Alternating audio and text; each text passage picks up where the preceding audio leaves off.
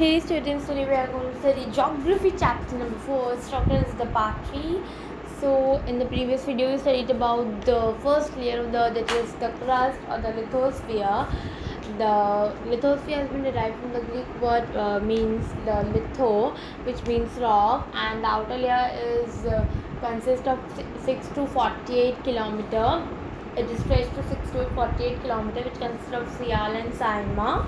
Sial consists of the solid of the continental part. It consists of the rocks which are the granite rocks, or you can say there is a composition of the granite, and the Sial is often known as the granite layer because there is the predominance of silica and aluminium in its composition.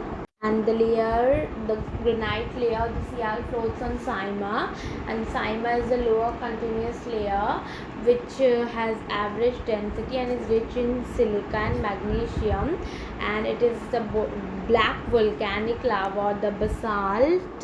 Then we say about the basaltic layer directly. It is seen in the ocean floor of the oceans, and it is seen in the continental areas where it reaches 45 to 48 kilometer, and the upper part consists of the sedimentary rocks, and the granitic layer consists of the basaltic layer, which is known as the crust.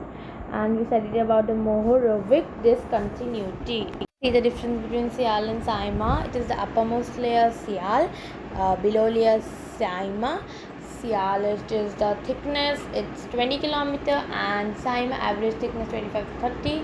And Sial is composed of silica and aluminium, and Saima is silica and magnesium. And Sial is not a continuous layer, and Saima is a continuous layer. Okay, next is mantle. So mantle is the second layer of the earth, which the upper boundary is marked by Mohorovic discontinuity, and its lower it is by Gutenberg discontinuity, and the depth of the mantle varies from 35 to 2900 kilometer. Its density ranges from 3.3 at Moho discontinuity to 3.7 at Gutenberg discontinuity, and it composed of magnesium and iron silicates with nickel and iron. Is divided into two parts. It is the upper mantle or the asthenosphere, or the lower mantle mesosphere. Lower part of the asthenosphere, like mesosphere, is solid, but the upper part of asthenosphere is partially molten state. So basically lower part of the asthenosphere and mesosphere is solid, but only the upper part of asthenosphere is partially in a molten state. Next, the third layer of the earth is the barosphere, the core, which consists of two layers, that is core and inner core.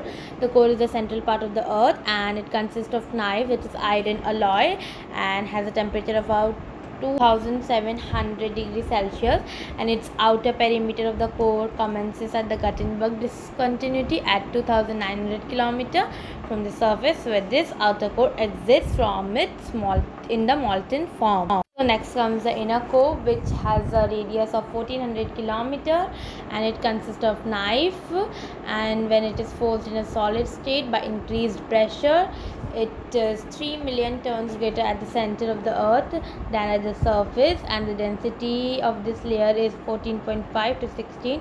Temperature also increases sharply with the earth until it may reach at least 4000 degrees Celsius. We studied about the mantle. It is the second layer of the earth, which consists of the Gutenberg discontinuity and the Mohorovic discontinuity, and about the density and what it consists of and how it is divided, all about mantle, the second layer of the earth. Then we studied about the third layer of the earth, which is divided into two parts. It is the core and the inner core. So students, I hope you like this video, so give it a thumbs up and subscribe to my channel. And if you all want a whole summary of this chapter, do comment down. Take care, bye bye.